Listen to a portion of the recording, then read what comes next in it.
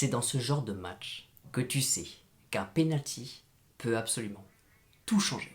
Les amis, bienvenue dans ce débrief PSG Monaco. Un match où clairement Neymar a réussi à sauver le PSG de la première défaite de Galtier. Les amis, je vous souhaite un excellent visionnage. N'oubliez pas bien sûr le pouce vers le haut. C'est parti.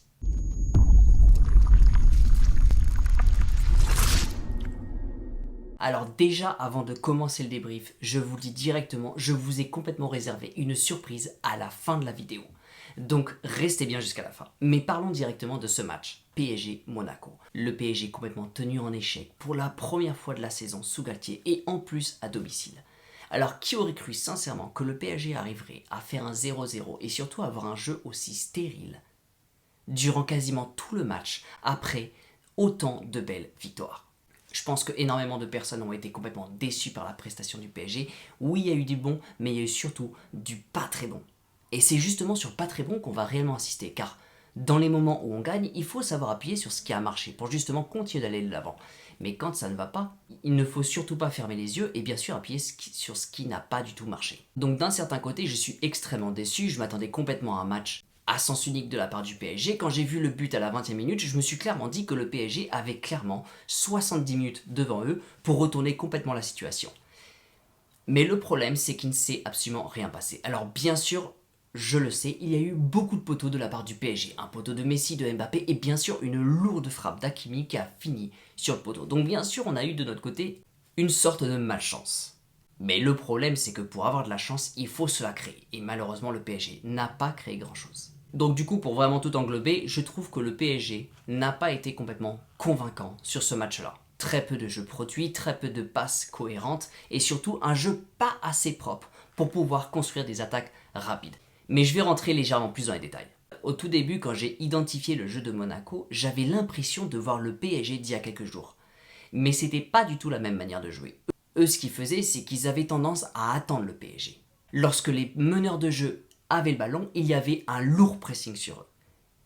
Quand le PSG tentait des passes, Monaco arrivait extrêmement bien à intercepter nos passes. Et c'est à ce moment-là que Monaco pouvait partir à 2000 à l'heure en contre-attaque.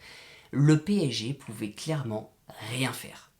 Enfin si, il pouvait complètement s'appliquer beaucoup plus dans la transmission du ballon et surtout faire un peu plus peur à Monaco qui eux étaient complètement en confiance. Ils nous ont clairement dominés du début jusqu'à la fin. Donc pour récapituler comment nous on aurait pu vraiment inverser la tendance, de notre côté il fallait vraiment qu'on soit beaucoup plus concentré. Vraiment dans la transmission des passes, pour moi c'était vraiment le gros problème. Le gros problème n'était pas forcément de la défense vers le milieu de terrain. Pour moi vraiment le problème unique c'était du milieu vers l'attaque. À cet endroit-là, il y avait un immense problème. C'était pile poil à cet endroit-là que Monaco arrivait complètement à bloquer nos passes. Donc du coup, vous avez l'attaque du PSG qui amorce un mouvement vers l'avant, et lorsque Monaco récupère ou intercepte le ballon, eux, ils ont le mouvement dans le sens inverse. Alors qui sait qu'à ce moment-là, étant tort sur l'occasion, il faudrait vraiment que je revoie l'occasion. À mon sens, il y a un gros problème de communication à ce moment-là entre Marquinhos et Kimpembe. Mais nous, de notre côté, on n'arrivait pas à transpercer nos lignes à cause d'un manque de ballon dans les pieds de nos joueurs. Et surtout, on avait une mauvaise circulation de balles. Alors après, pour encore revenir sur l'histoire des poteaux, je pense clairement que si Messi met son but, l'équipe se retranscende, Monaco commence à douter de ce qui se passe, et bien sûr, vous avez la balance qui va dans l'autre sens, et bien sûr, le PSG a la chance de revenir complètement dans ce match et bien sûr de remporter la victoire. Mais ça ne s'est pas passé comme ça. Alors du coup, j'avais fait une vidéo là-dessus, est-ce que le PSG peut jouer sans Vitinha? Aujourd'hui, on pourrait presque se poser la question. Le duo Verratti et Vitinha était quand même assez incroyable durant plusieurs matchs. Est-ce que c'est l'absence de Vitinha qui a posé problème ce soir au PSG? Est-ce que c'est un Renato Sanchez pas assez impliqué dans l'effectif? Ou est-ce que vraiment c'est le PSG lui-même, tout l'effectif, qui n'était pas assez bon ce soir-là face à Monaco? J'attends votre avis dans la barre des commentaires. En tout cas, moi de mon côté, pour donner un avis sur Renato Sanchez, j'attends encore de voir. Pour moi, c'est encore trop tôt. Alors si je devais donner mon top sur ce match-là, en parlant bien sûr du PSG, bien sûr directement on pourrait penser à Neymar. Neymar qui a beaucoup percuté, qui allait provoquer justement son penalty, qui a réussi à transformer son penalty pour d'une certaine manière sauver le PSG d'une défaite. Mais il n'y a pas photo du tout. Pour moi, le top ce soir revient directement à Marco Verratti. le nombre d'interceptions qu'il a faites jusqu'à la fin du match, de une, il a cassé un nombre incalculable d'occasions, il arrivait à produire du jeu de son côté au milieu de terrain. Verratti, il a fait un match. Alors je dirais pas non plus exceptionnel, sinon bien sûr on aurait pu complètement produire un meilleur jeu, mais pour moi il sort complètement du lot par rapport à l'équipe de ce soir. Bon après bien sûr en parlant de l'arbitrage, il n'y a pas photo, je pense que vous avez tous vu les mêmes choses que moi. Pour moi un joueur qui a directement fracturé la jambe d'un de nos joueurs, pour moi c'est un jaune orangé. Surtout quand cette personne-là a déjà fait plusieurs fautes juste avant, pour moi ce joueur-là, à partir du moment où il commet cette faute, il sort directement du terrain. À ce moment-là, Sarabia peut complètement sortir du terrain sur blessure.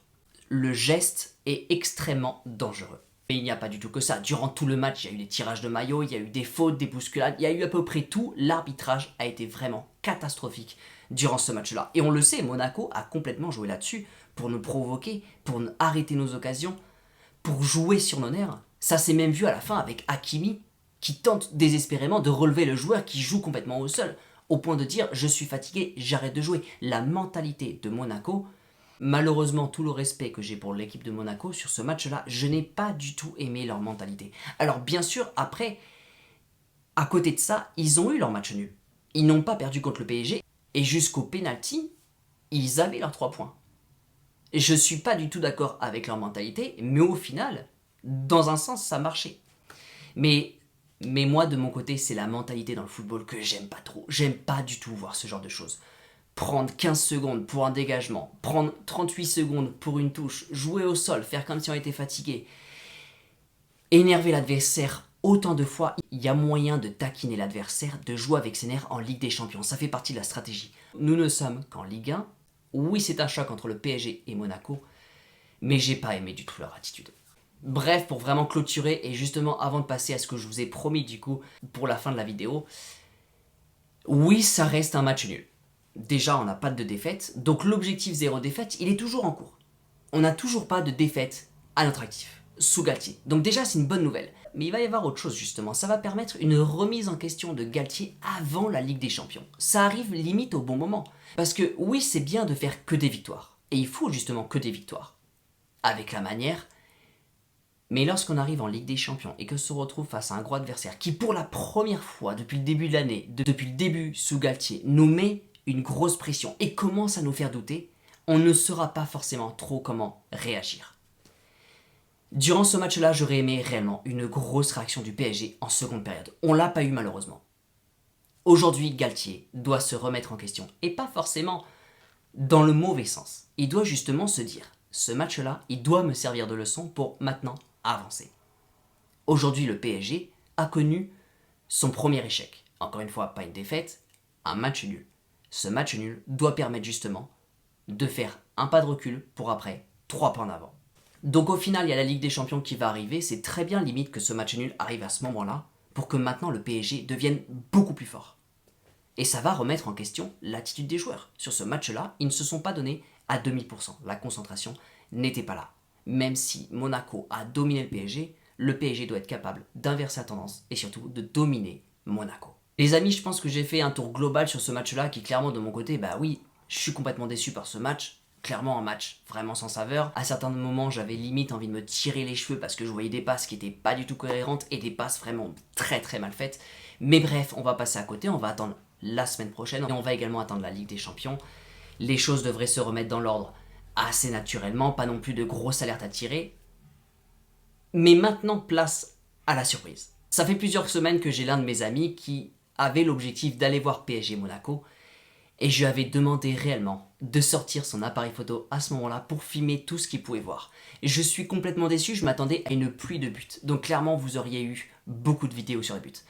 Il n'y en a eu qu'un de la part du PSG. Et bref, c'est toujours ça. C'est lui malheureusement qui s'est dépassé au Parc des Princes et qui a assisté à un match nul juste après autant de victoires magnifiques. Donc malheureusement, c'est lui qui doit être dégoûté. Mais bref, merci à lui d'avoir envoyé un maximum de vidéos. Les vidéos sont à son nom. N'oubliez pas de votre côté un maximum de likes et de soutien pour sa chaîne Instagram qui est directement en description. Merci à toi Coach Davis pour tous ces moments que tu as partagés. Les amis, la vidéo va s'enchaîner juste après. Je vous souhaite une très bonne journée. N'oubliez pas, prenez soin de vous. Et surtout n'oubliez pas que ici c'est